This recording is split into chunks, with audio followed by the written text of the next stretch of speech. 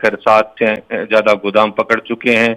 नकली जो खाद बनाने की जो फैक्ट्री, एक पूरा गोडाउन था, उसे पकड़ चुके हैं और नकली बीज बनाने की जो फैक्ट्रियां हैं यहाँ पर, उसको भी पर भी उन्होंने कार्रवाई की है। और बड़ी बात यह है कि यहाँ बीकानेर जिले में जो जिम्मेदार अधिकारी हैं कृषि विभाग के, कई सारे अधिकारी यहाँ पर बैठते हैं, लेकिन उन्हें ये सूचना नहीं मिल पाती है। और मुख्यालय से, जो जयपुर से जब इनके पास इनपुट आता है, तो कृषि विभाग की टीमें जो है वो एक्टिव होती है और फिर जिस तरीके से ये देर रात तक ये कार्रवाई की गई, आज भी यहाँ फैक्ट्री में कार्रवाई की जाएगी, सैंपल्स लिए जाएंगे और फिर इस जो फैक्ट्री को सीज किया जाएगा। तो बड़ा सवाल कहीं ना कहीं किसानों की तरफ से ये है कि जो यहाँ अधिकारी बैठे हैं, जिम्मेवार अधिकारी, वो क्या कर रहे हैं, उन्हें क्यों नहीं सूचना मिलती है और सीधा जयपुर से जब सूचना इनके पास आती है तब ये कार्रवाइयां होती है। और ऐसे में अभी तक भी जो किसान है, उनका साफ कहना है कि कई इस तरह की फैक्ट्रियां बीकानेर में और चल रही है। उन्होंने विभाग को भी इसकी सूचना दी है, लेकिन अभी तक जो है वो फैक्ट्रियां कार्रवाई से दूर है। तो कहीं ना कहीं ये माना जा सकता है कि बड़े पैमाने पर जो किसानों के साथ छल करने का काम किया जा रहा है, लेकिन जिस तरीके से प्रधानमंत्री और मुख्यमंत्री की जो योजनाएं हैं कि किसान को ज्यादा से ज्यादा लाभ मिले, उस पर ये जो लोग हैं, ये व्यापारी जो हैं, वो कहीं ना कहीं नुकसान पहुंचाने की कार्रवाई करें। लेकिन फिलहाल जो बड़ी कार्रवाई अब विभाग की तरफ से की है, तो अब इसमें क्या कुछ और निकल कर आए, उसी पर ये रहेगा कि किस तरीके से जो ये नकली बनाने वाले लोग हैं उन पर कार्रवाई की जाती है। धन्यवाद आपका तमाम जानकारी देने के लिए विक्रम।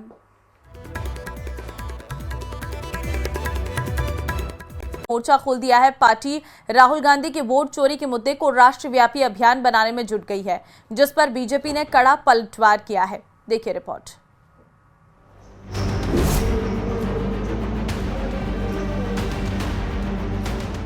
कांग्रेस ने वोट चोरी के मुद्दे को बनाया राष्ट्रव्यापी अभियान। 11 अगस्त को पार्टी बनाएगी बड़ा प्लान। वोट चोरी के आरोपों पर मदन राठौड़ का कड़ा पलटवार। 3 बार के सीएम का चुनाव प्रक्रिया पर सवाल उठाना समझ से परे।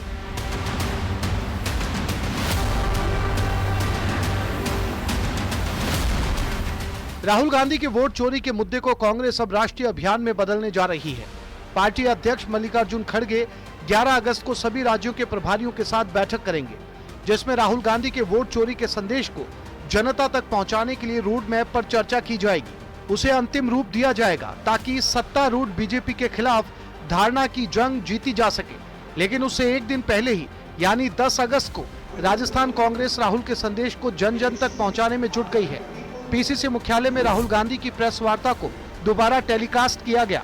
सभी पदाधिकारियों, कार्यकर्ताओं को 1 घंटे की प्रेस वार्ता सुनाई गई। देश में राहुल गांधी जी ने कहा है लगातार कि वोट की चोरी से सरकारें बन रही है, और उन्होंने तो अपनी प्रेस कॉन्फ्रेंस में पूरे देश के पत्रकारों को बुला करके कहा है कैसे इन्होंने वोटों की चोरी की है, और उन्होंने सिद्ध भी किया। और इसका सबसे बड़ा सबूत ये है, आरोप लगा रहे हैं हम भारत के निर्वाचन आयोग पर, और जवाब दे रही है भारतीय जनता पार्टी की अग्रिम संगठन। ये भारतीय जनता पार्टी के नेताओं को क्या तकलीफ है, भारतीय निर्वाचन आयोग क्यों नहीं कहना चाहता? उल्टा चोर कोतवाल को डांटे। निर्वाचन आयोग कह रहा है कि राहुल गांधी जी के अगर आरोपों में दम है तो वो शपथ पत्र पेश करें। कांग्रेस के आरोपों पर बीजेपी ने कड़ा पलटवार किया। पार्टी के प्रदेश अध्यक्ष मदन राठौड़ ने कहा कि जब कांग्रेस जीतती है तो चुनाव आयोग को धन्यवाद देती है, लेकिन हारते ही चुनाव आयोग को कोसने लगती है। मुझे तो तरस आती है राहुल गांधी पर कि जहां उनकी पार्टी जीतती है वहां तो वो धन्यवाद देते हैं, और जहां वो हार जाते हैं वहां चुनाव आयोग को कोसते हैं। और अशोक गहलोत जी भी क्यों साथ दे रहे हैं? 3 बार के मुख्यमंत्री यूं ही बन गए क्या वो? पार्टी के अंदरूनी सूत्रों के अनुसार चुनाव लड़ने के अलावा धारणा की लड़ाई जीतना भी महत्वपूर्ण है, ताकि बीजेपी का मुकाबला किया जा सके। कांग्रेस का मानना है कि बीजेपी पिछले 11 सालों से कांग्रेस के खिलाफ बड़े पैमाने पर दुष्प्रचार कर रही है, जिसका उनको फायदा हो रहा है।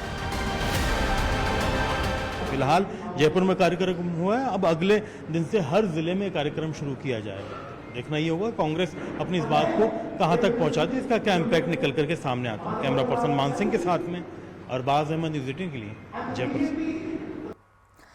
पूर्व सीएम अशोक गहलोत के पीएसओ की गिरफ्तारी के मामले में सियासत तेज हो गई है। मंत्री जोगाराम पटेल ने कहा है कि ये जांच का बड़ा मुद्दा है।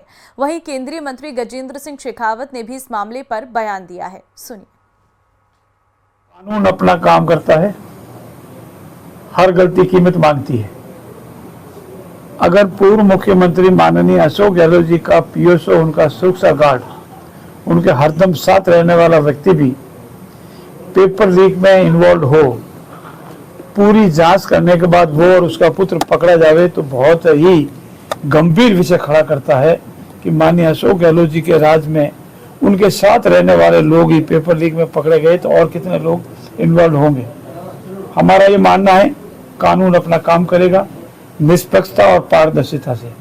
इसमें जो भी इन्वॉल्व होंगे, चाहे कितने भी बड़े पद पर या राजनीति में रहा हो, जो इसमें इन्वॉल्व होंगे पूरी तफ्तीश के बाद वो पकड़े जाएंगे और कानून के अनुसार सजा मिल जाएगी। देखिए, मुझे लगता है कि हमको इस दृष्टिकोण से देखने के बजाय ये देखना चाहिए कि अपराधी गिरफ्तार हुआ है। अब अपराधी के सूत्र कहाँ तक थे ये जांच का विषय, अनुसंधान होगा, उसके बाद में सब कुछ सामने आ जाएगा। लेकिन मैं फिर कहूँगा कि जो भी कोई युवाओं के भविष्य को के साथ खिलवाड़ करने का अपराधी था और उसके साथ में जिस किसी ने भी ऐसी संस्थाएं जिन पर पूरा प्रदेश भरोसा करता था आंख मीच करके उस भरोसे को तोड़ने का काम किया, उनके खिलाफ कार्रवाई होनी चाहिए। आबू रोड में फर्जी टीएसपी और दिव्यांगता का सर्टिफिकेट बनाने वाला गैंग सक्रिय है। इसका खुलासा गिरोह के मुख्य सरगना और यूपी के रहने वाले प्रशांत सिंह के पकड़े जाने पर हुआ है। एसओजी ने भले ही मुख्य आरोपी पर शिकंजा कस लिया हो, लेकिन उसके फर्जी दस्तावेजों की जांच अभी तक नहीं हुई है। ये रिपोर्ट देखिए।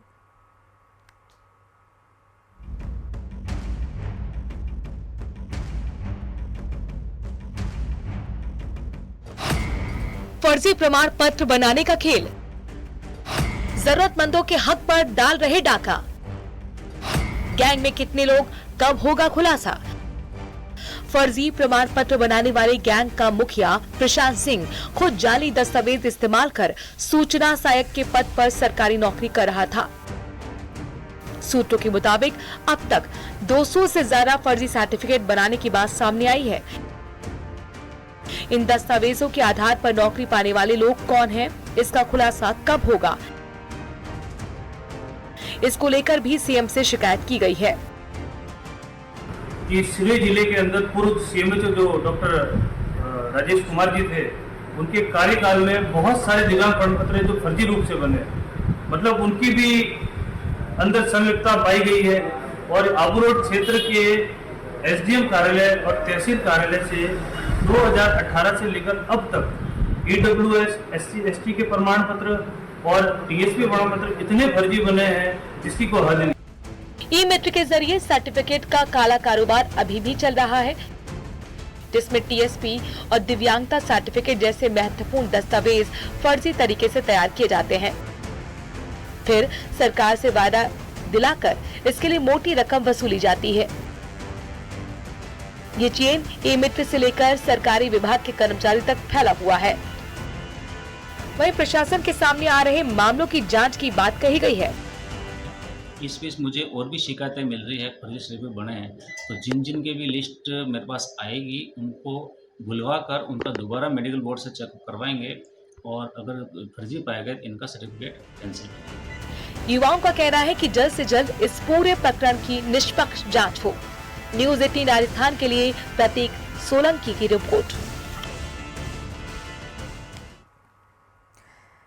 बीकानेर से बड़ी खबर आपको देंगे, जहां पर नकली उर्वरक बनाने की फैक्ट्री पर कार्रवाई। कृषि विभाग की टीम ने कार्रवाई की है।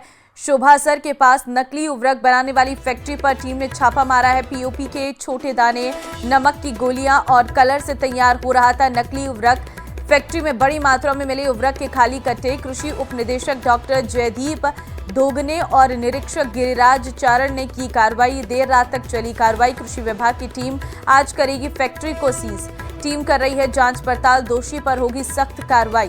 कृषि मंत्री डॉक्टर किरोड़ी लाल मीणा भी पहले पकड़ चुके नकली बीज और खाद के ठिकाने। 7 लोगों पर पुलिस ने मामला दर्ज किया है। फिर भी नकली माल बनाने का काम जो है वो लगातार हो रहा है। तो एक बार फिर कृषि विभाग की टीम ने ये कार्रवाई की है। विक्रम संवाददाता फोन लाइन पे हमारे साथ है। विक्रम, कृषि विभाग की टीम की कार्रवाई में क्या पकड़ा गया है? देखिए, निश्चित रूप से ये बड़ी कार्रवाई एक कृषि विभाग की है, जहां नकली उर्वरक बनाने की एक ये फैक्ट्री है, जहां पर ये कृषि विभाग की टीम ने छापेमारी की है और यहाँ पर जो है पीओपी के दाने और नमक की जो गोलियां और कुछ कलर जो जिसके माध्यम से ये नकली उर्वरक बनाने का जो सामान है वो पूरी तरीके से यहाँ पकड़ा गया है। और उसके साथ साथ जो उर्वरक के जो खाली कट्टे हैं जिन पर नाम भी लिखा है एक कंपनी का, वो भी यहाँ से बरामद किए गए हैं। तो इससे ये साफ हो जाता है कि बीकानेर में बड़े पैमाने पर ये जो है नकली खाद बीज बनाने का काम जोरों पर चल रहा है। और इससे पूर्व जो है मंत्री जो कृषि मंत्री हैं किरोड़ी लाल मीणा, वो यहाँ आकर 7 से ज्यादा गोदाम पकड़ चुके हैं।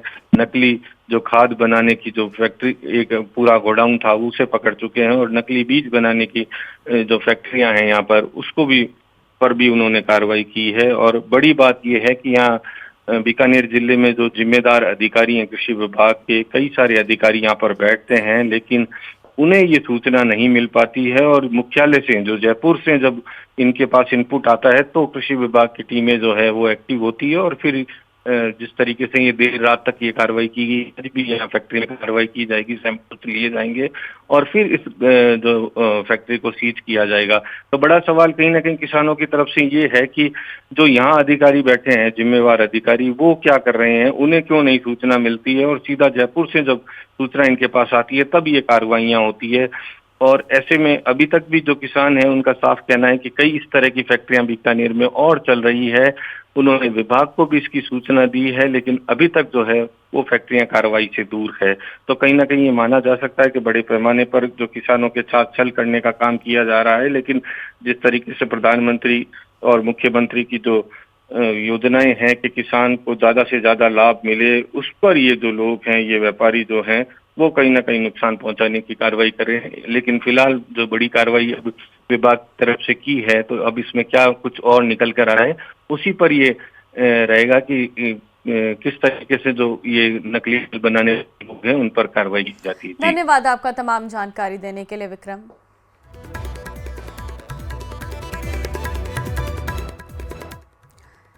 कोटा के श्रीनाथपुरम के नया गांव इलाके बात यह है कि यह संशोधन लगातार हो रहे और बजट बढ़ने के बाद भी एलिवेटेड रोड का इंतजार बढ़ता जा रहा।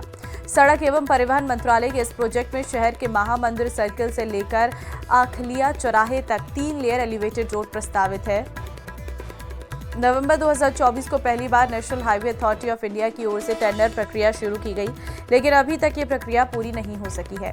केंद्र सरकार ने इसका बजट भी करीब 300 करोड़ बढ़ा दिया है, लेकिन साथ ही तारीखें भी बढ़ती गई हैं। हाल ही में इसमें 16वां संशोधन हुआ और अब टेंडर जमा करवाने की अंतिम तारीख 25 अगस्त और टेंडर खुलने की तारीख 26 अगस्त तय की गई है। इन तमाम खबरों के साथ